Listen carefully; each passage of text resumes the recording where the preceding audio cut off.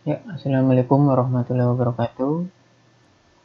Ya, di sini kita lanjut lagi ke praktikum tentang routing dinamik.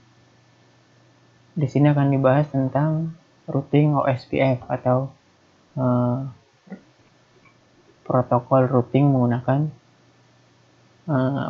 OSPF. Dia menggunakan algoritma Dijkstra dan dia dapat digunakan di multi vendor atau berbagai router yang digunakan untuk routing jaringan. Nah, itu ada yang namanya OSPF. Nah, di OSPF sendiri itu tidak ada pembatasan hop atau tidak ada batasan jalur lompatannya. Nah, di OSPF ini dia akan memilih jalur routing dengan nilai metrik yang paling kecil atau dengan nilai cost yang paling kecil. Jadi kalau ada beberapa jalur yang sama tapi hopnya sama tapi metriknya beda, maka dia akan memilih yang metriknya itu lebih kecil atau costnya lebih kecil. Dan jika di routing OSPF, jika terdapat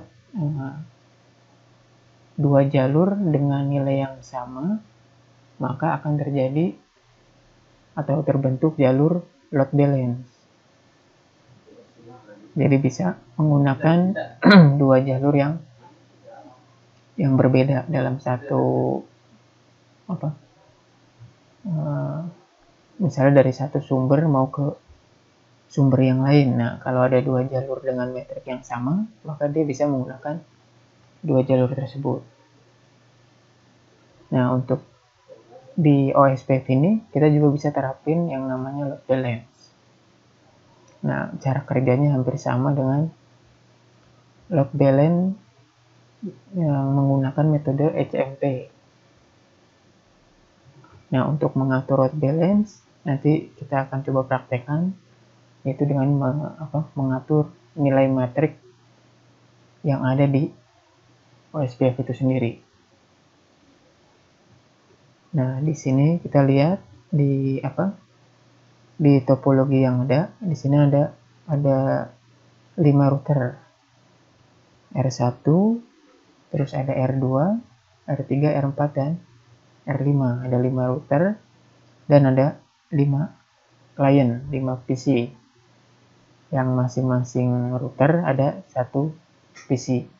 Di sini juga sudah dijelaskan untuk IP-IP-nya,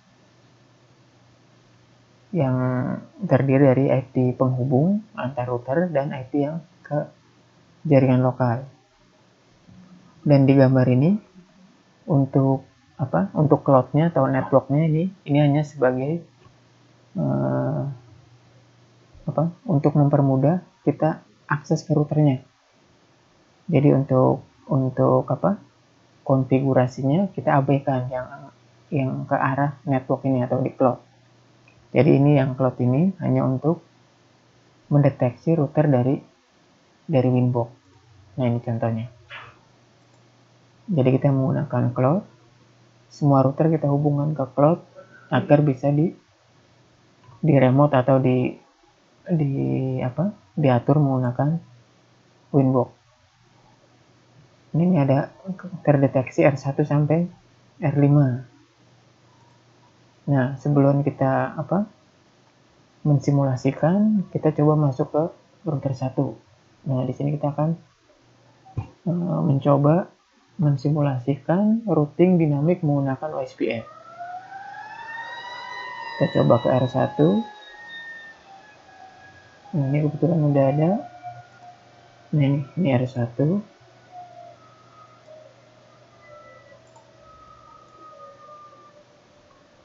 Nah, seperti yang sebelumnya untuk routing dinamik, itu ada di menu routing. Nah, terus kita bisa pilih salah satunya. Ini yang kita mau praktek itu yang OSPF. Ini. Tapi sebelum masuk ke sini, kita konfigurasi router itu sebagai gateway dulu. Jadi kita atur interface-nya, arahnya kemana aja. Terus kita kasih IP di setiap interface yang terkoneksi ke end device atau device lain. Nah, terus kita buat juga bridge. Nah, ini ada bridge 1. Ini untuk istilahnya untuk router ID-nya. Bridge ini nanti kita buat sebagai router ID. Contohnya nih, bridge 1 di router 1 itu ID-nya nih 1111. Dan ini dari ether 2, 3, 4 itu dikasih IP.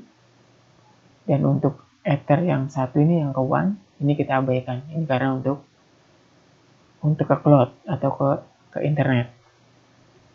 Nah, setelah terbentuk seperti ini, kita baru ke yang pengaturan OSPF-nya, itu ada di routing OSPF. Nah, di sini untuk routing dinamik itu kita hanya mengenalkan network yang terhubung langsung ke router R1 ini. Contohnya, kita lihat bisa dilihat di IP address, terus di tab yang network ini. Nah ini network yang terhubung langsung ke router R1. Jadi kita masukkan di OSPF, routing OSPF, terus kita ke menu network. Nah, ini kita tambahkan satu-satu. Intinya areanya backbone, terus IP-nya network kita masukin satu-satu, kita apply, dan yang lain kita masukin juga. Copy, ada 10 0/30 kita masukin networknya. Copy lagi yang 11/30 juga, terus yang ke LAN 172.16.12.0/24 itu 2, 3, 4, tidak ada 4. Itu 2, 3, 4 network yang kita daftarkan ke OSPF network. Yang ini kita nggak daftarkan karena ini kita anggap kita abaikan. Ini untuk sebagai pendeteksi di Winbox. Jadi untuk memudahkan kita konfigurasi di Winbox. Ini udah kita daftarkan. Nah, terus untuk melihat rootnya, nah kebetulan saya udah konfigurasi hal yang sama seperti di router 1 itu ada di router 2, 3, 4, dan 5. Jadi udah saya setting semua. Saya masukkan networknya ke OSPF network. Nah, untuk lihat apakah router R1 ini sudah terkoneksi dengan router tetangganya, kita lihat di neckboard. Nah, ini di neckboard dia connect ke router ID 3333. Nah, 33 ini tuh ada di ether 3. Nah, ether 3 ini. Ether 3 itu ke R3 atau router 3. Ether 3 itu ini, nanti di bawah. Melalui IP 11.2. Nah, ini 11.2. Terus dia kehubung juga ke router ID 2222. Ether 2 R2. Jadi selain ke R3, router 1 juga terhubung ke R2. Nah, ini R2-nya melalui IP ini 10.10.10.2 address. Nah, ini address dari si IP router lawannya. Nah, kita lihat. Nah, setelah terbentuk ini terkoneksi dengan R3 dan R2, kita lihat di IP rootnya. Apakah sudah terbentuk routing dinamisnya atau tabel routing dinamisnya. Nah, ini sudah terbentuk. Nah, ini dari R1. Nah, ini destination address yang bisa dituju dari router 1. Contohnya apa nih? Dari router 1 mau ke router 3.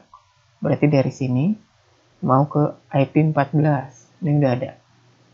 Ini kan destination address, si router 1 mau ke destination address yang 14. Oh, berarti ini. Kalau ke 14, ke PC3, dia melalui jalur yang 11.2. Berarti ini, lewat sini. 11 ini. Nah, tapi kalau dia mau ke 16, DAO, ini kan DAO itu Dynamic Active OSPF atau flagnya. Dia routing yang terbentuk secara dinamis atau tabel yang terbentuk secara dinamis. Nah, ini kalau dia ke 16 itu kan ada di PC5. Kalau dari router 1 mau ke PC5, dia akan lewat 10.2. Nah, 10.2 mana nih? Kita lihat, oh berarti dia ke sini. Dari R1 kalau mau ke PC5, dia ke sini dulu. Ke R2, baru ke R5, baru ke yang PC5. Jadi dia nggak bisa langsung dari R1 langsung loncat pakai yang 14 kosong, itu nggak bisa. Dia harus lewat sini dulu, baru ke sini. Nah, terus kalau misalnya tadi ke 16 ya. 16, kalau ke 15 itu ini.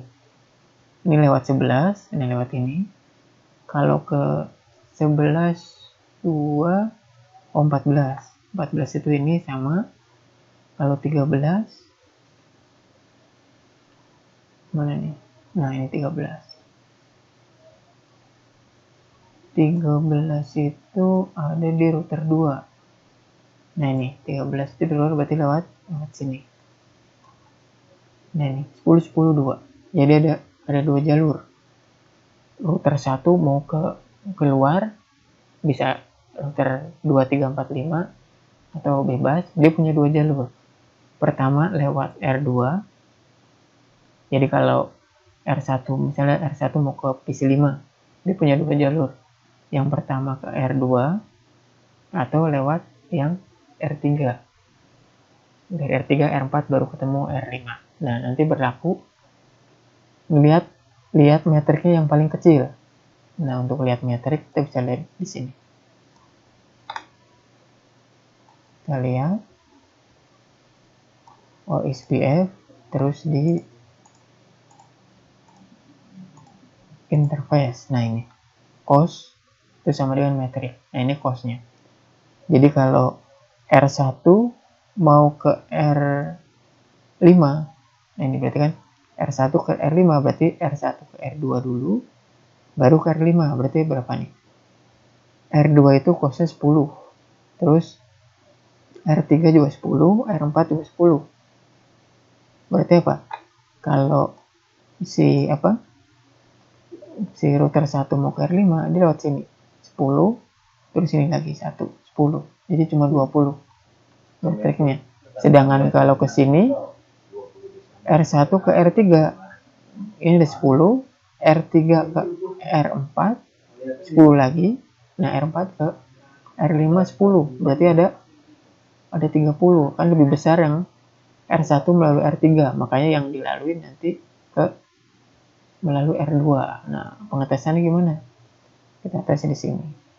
Pakai tool trace. Nah, kita coba ini misalnya dari R1 mau ke PC5. Nah, PC5 ini nah ini PC5 itu IP-nya ini 172.16.16.254. Kita mau ke PC5 172.16.16.254. Dari mana? Misalnya dari sini, dari PC1. PC1 itu IP-nya 172.16.12.254. PC1 itu ini. Ini. PC1. Ini. 12.254 PC1. Kita start.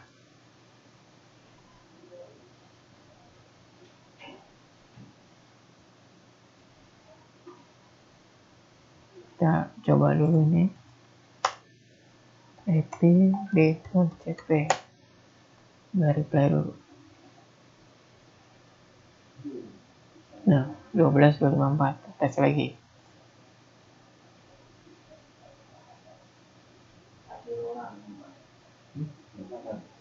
Belum connect. Kita cek dulu. Dia belum connect nih. Coba kalau dari sini ping 172.16.254. Nah, udah reply ini harusnya.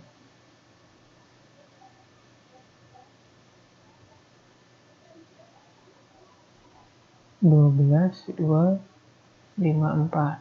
Kalau gini coba kita tutup. Start. Nah, muncul. Berarti si ini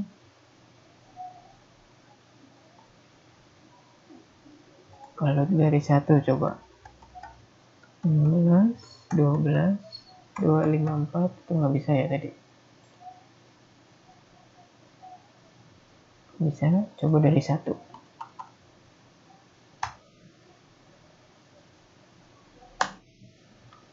Start. Nah, baru dari 1 dia mau.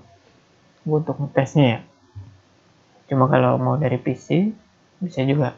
Terus 172.16.254. Nah, kalau kita lihat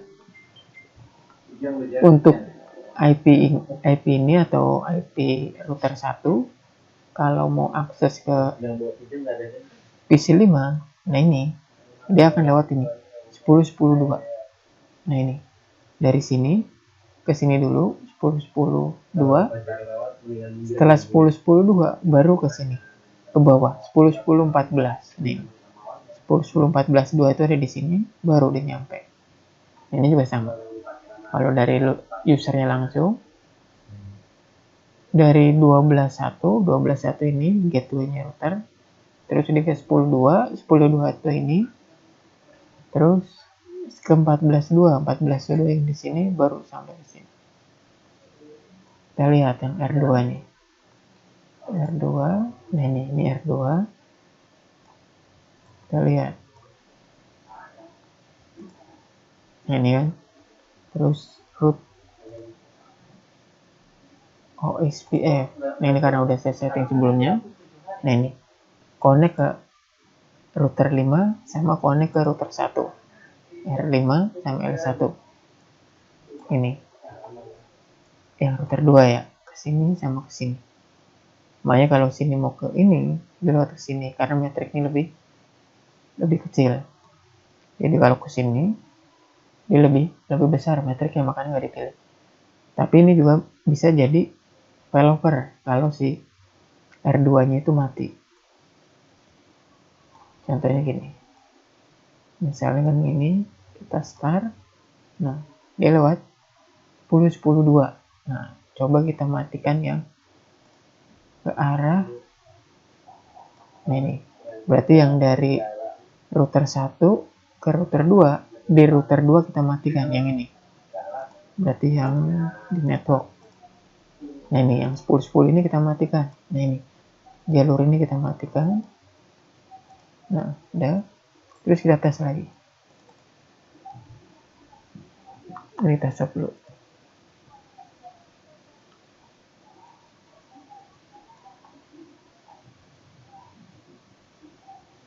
Kita kalau nggak kita tes ulang dari sini. Nah, tadi kan lewat 10.2, nah ini udah mulai ke 11.2. Nah, ini kan kalau kita lihat jalurnya di sini juga kita coba. Nah, dari 12.254 di sini mau ke PC 5, tapi jalur yang ini, yang R2 itu putus. Cek putusnya dari mana? Kita lihat IP root.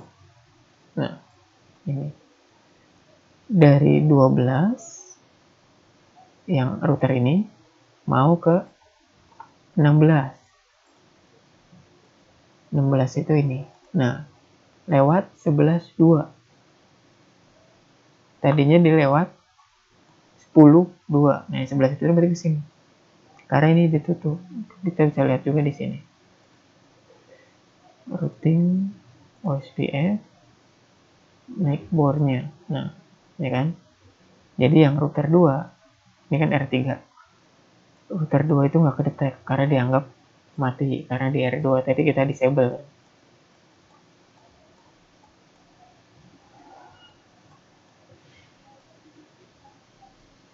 Nah, ini. Kita bisa lihat kayak gini. Terus, start. Nah, dia lewat. Maka dia lebih panjangan route-nya. 11.2. Dari sini ke sini dulu. Dari sini baru ke sini 1, 2, terus dari sini ke sini 3, baru ke bawah 4. Ada 4 hop, 1, 2, 3, 4. Ini juga sama. 1, 2, 3, 4, 5. Kenapa 5? Karena ini gateway-nya dari yang router ini. Karena dari PC. Kalau ini dari router.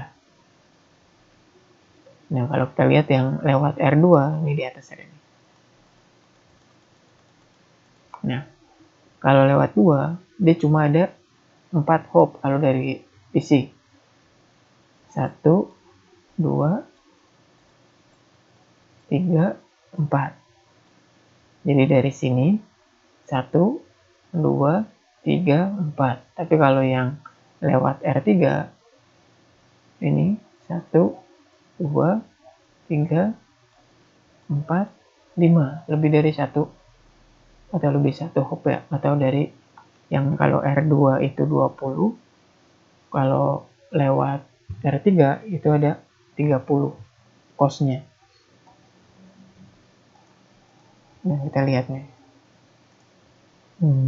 Tadi di IP routing OSPF.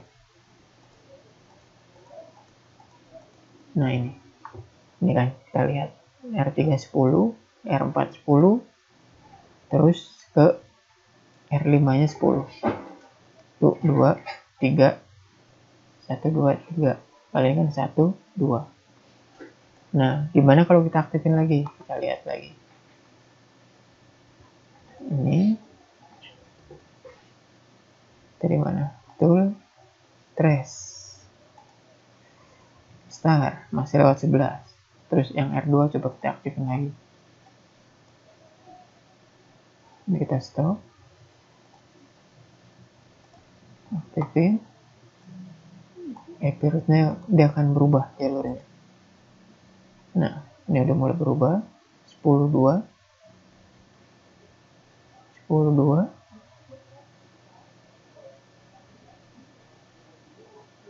Kita close IP route. Nah, ini ke 16 sudah mulai ke 10, 2. Kita lihat lagi, kita start lagi. Yang tadi 11, 2, kita start. Jadi ke 10, 2, balik lagi. Kenapa? Karena cost-nya yang ke R2 itu udah hidup lagi routernya. Makanya dia akan milih yang metrik terkecil lagi atau cost yang terkecil. Dan seterusnya. Jadi ini sudah berlaku failover. Jadi kalau ada salah satu jalur yang mati, walaupun dia cost-nya kecil, dia akan nyari jalur lain yang lebih bagus atau yang lebih stabil, walaupun cost-nya lebih besar. Nah, ini yang failover. Nah, kita juga bisa atur. Jadi ada 2 jalur, tapi 2 jalur tersebut digunakan secara bersama-sama. Kalau failover kan aktif pasif, satu hidup dengan jalur yang terbaik, satunya lagi dia dijadikan backup atau nggak dilalui traffic data. Jadi cuma kalau ini yang R1 nih, kalau mau ke R5 dia akan lewat ETH2 terus. ETH3-nya dia akan tidak ada traffic data di sini. Jadi akan lewat ETH2 terus. Walaupun di sini udah penuh, dia akan nggak bakalan pindah ke 3 selama si ETH2 ini atau R2 ini nggak ada down atau nggak mati. Nah, ini yang failover. Kalau R2 mati, baru dia akan pindah ke ETH3. Dialihkan. ETH3-nya up, kalau ETH2-nya down. Dan nanti akan ngebalik lagi, kalau ETH-nya 2 up, ETH2-nya up, maka ETH3 itu akan dinonaktifkan karena cost-nya lebih besar, lebih kecil dari ETH3 si ETH2 ini. Nah, selain failover, kita juga bisa terapin load balance. Jadi, kalau R1 ada 2 jalur, kita bisa manfaatkan 2 jalur tersebut. Jadi, kalau ada data dari LAN arah mau ke R5 dan itu ada banyak, misalnya ada 2 PC, nanti satu PC diarahkan ke ETH2, satu PC lagi diarahkan ke ETH3. Nah, itu kita bisa ngatur karena di OSPF kan dia melihat jalur yang digunakan itu dengan cost yang atau meter yang paling kecil. Nah, untuk menggunakan 2 jalur tersebut, kita bisa ngatur metriknya atau cost-nya. Jadi yang tadinya berbeda, kita samain. Jadi kalau R1 mau ke R5, walaupun R1 itu lewat R2, itu sama cost-nya. Sama dengan kalau R1 lewat R3. Jadi kita rubah di R1, terus di menu, ini interface tadi kan. Nah, kalau ke R2 itu nilai 10, terus kalau R3 kan 10, tapi kalau lewat R3, dia ketemu ada lagi R4 yang nilainya 10 juga. Kan ini ya, dari R1 ke sini 10, sini 10, cuma 20. Tapi kalau melalui R3, 10, ke R4 10, ke R5 10, jadi 30. Berarti kita manipulasi di R2-nya. Yang tadi 10, kita rubah jadi 20. Caranya gitu. Karena ini dinamik, kita copy.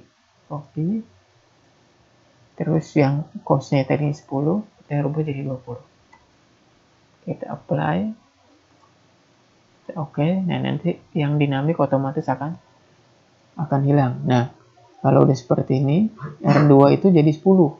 R3 itu R2 itu jadi 20, R3 itu 10. Lebih kecil R3 kan, tapi R3 nanti akan lewat ke R4, dapat 10 juga, makanya 20 kan. Jadi kalau dihitung di sini, dari R1 ke R2 ini 20, terus dari R2 ke R5 itu masih 10 defaultnya, maka bisa dihitung 30, dan sama juga yang R1 ke R3 itu 10, R3 ke 4, R4 10, R4 ke R5 10, jadi 30. Jadi sama ke R2 30, ke R3 juga sama 30. Kita coba tes.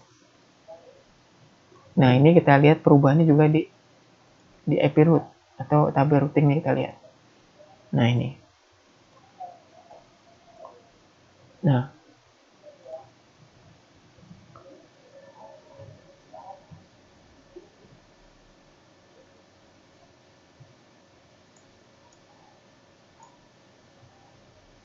kita lihat di R2 mana R2.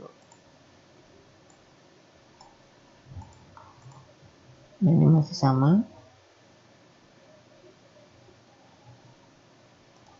IP root.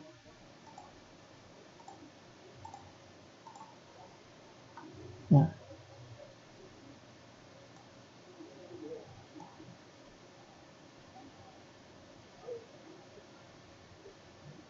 ini perbedaan ini. Ini yang ke arah 5 itu kan ini. Atau kita lihat ini ke arah 16. Jadi kalau R1 mau ke sini ke 16 itu ada 2 jalur. Yang pertama lewat 10.2 itu ini. Tapi bisa juga atau melalui R2 atau bisa juga ke 11.2 itu ini.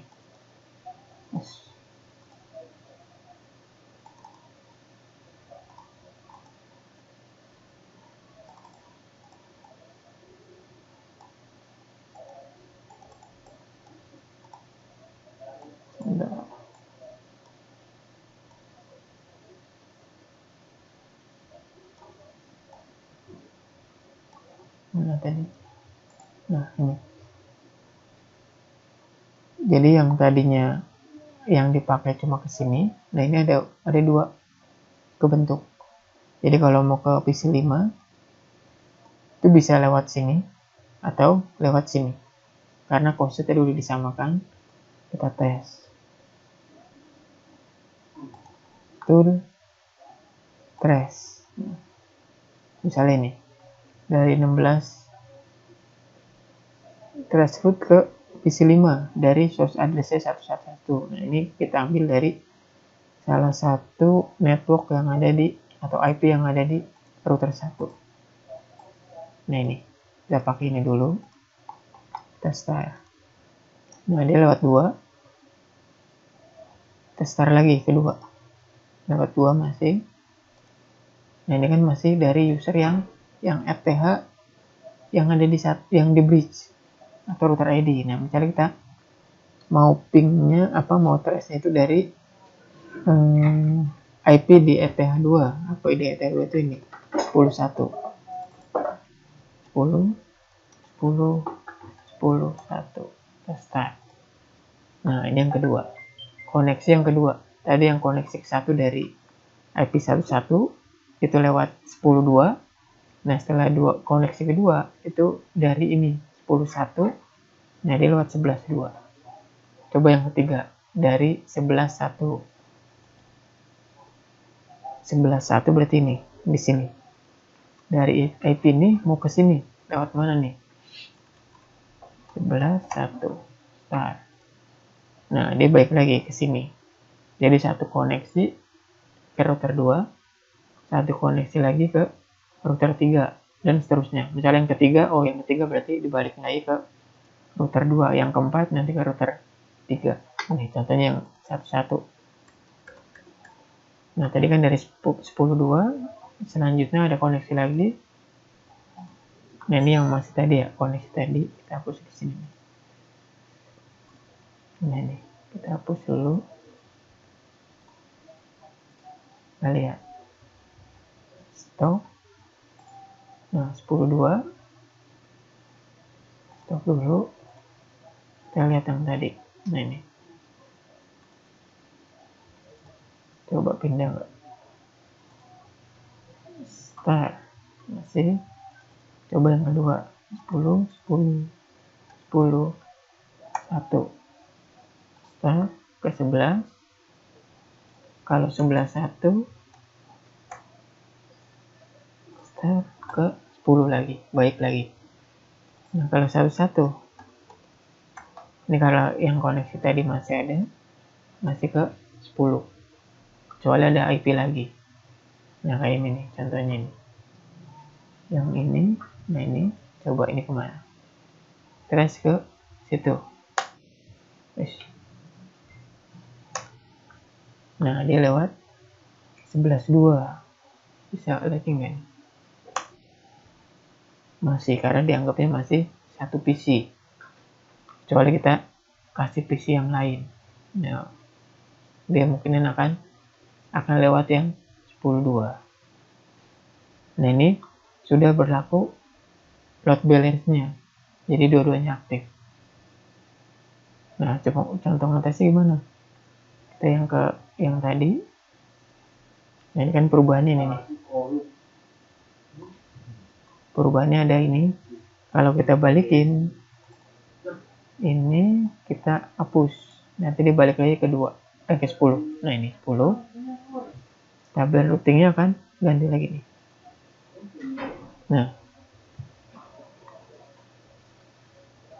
Nah ini tabel routingnya. Nah, yang tadinya di sini ada 2, sekarang cuma ada 1. Jadi kalau dari sini mau ke PC 5 itu cuma lewat 10.10. Nah, 10.10.2. Tapi kalau ininya kita modif biar costnya sama antara VR2 dan R1 20. Oke. Dari sini keluar nih. Kalau mau ke 16 bentuk, dia kebentuknya otomatis. Nah, bentuk. Baru dari sini mau ke sini atau mau ke sini sama, dua-duanya aktif. Karena kita merubah metriknya. Jadi kalau ada nilai metrik yang sama, nanti dia akan bisa digunakan dua jalur yang aktif itu. Tapi kalau metriknya berbeda, misalnya yang satu dari R1 mau ke R5 costnya ada yang 20 dengan 30, maka yang dipilih yang 20. Tapi kalau dua-duanya aktif, dua-duanya sama 30-30, maka dua jalur tersebut bisa menjadi jalur load balance. Ini jika ada perbedaan ini ya. Misalnya kalau kesini kan ini kelihatan harus melewati dua router baru sampai ke R5. Kalau kesini hanya melewati satu router. Nah, ini berlaku load balance seperti ini. Kalau enggak, failover ya dia akan lewati yang lebih sedikit router.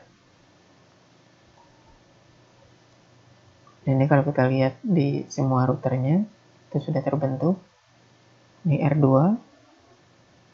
Nah, ini tab routingnya, terus routing OSPF-nya. Nah, ini netboardnya. Nah, ini R2 itu connect ke R1 dengan router ID 1, terus connect ke R5 dengan router ID 555. Terus kalau kita lihat metriknya,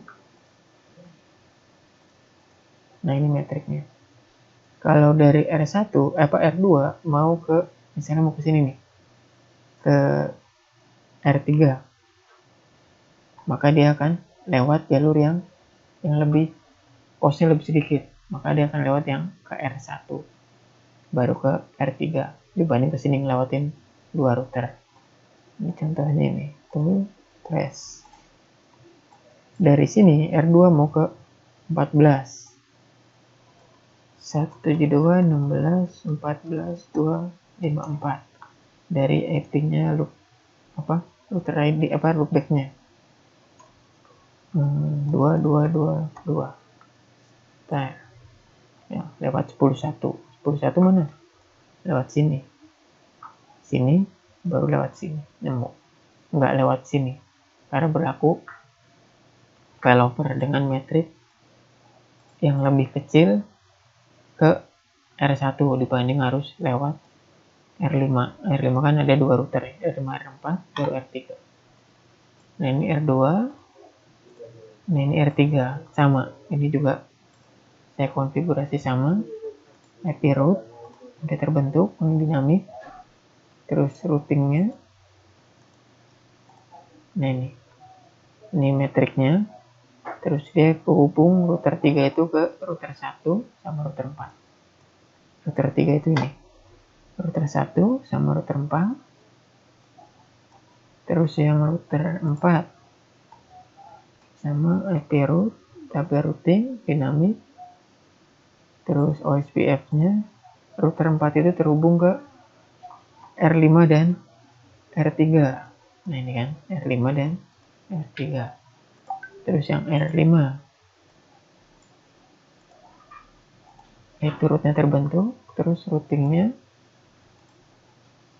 Nah, ini metriknya. Router 5 dia terhubung ke router 4 dan router 2. Nah, ini router 4 dan router 2. Kalau dari klien PC1, PC3, PC4, PC5, dan PC2 ini udah bisa saling komunikasi. PC1 ke PC2 IP-nya itu 172 16 13 254 sama. Terus ping 16 13 254 sudah connect ke PC2. Ke PC5 tadi udah. Coba ke PC, liatin aja nih. Ke PC3 itu IP-nya 14 254. Play juga. Dan kebalikannya, misalnya PC4 mau ke PC1. PC1 itu IP-nya 12.254. Udah reply. Nah ini 12.254. PC5 juga sama, mau ke PC1 72.16.12.254. Udah reply. Jalurnya PC5 kamu ke PC1 terus 172.16.12.254. Jalurnya lewat 14.1. 14.1 itu mana? Ini mau ke sini. Dia akan lewat ke sini karena hanya melalui satu router. Kalau lewat sini itu 2 router atau cost-nya lebih besar. Nah, ini contoh dari penerapan routing OSPF. Dengan menerapkan OSPF itu sebagai routing dinamik dan failover, dan satu lagi routing dinamik dengan menerapkan load balance. Jadi dua-duanya bisa berjalan di OSPF. Nah, ini hampir sama, load balance-nya itu hampir sama dengan metode HMP. Nah, mungkin itu saja yang bisa saya jelaskan. Saya akhiri. Assalamualaikum warahmatullahi wabarakatuh.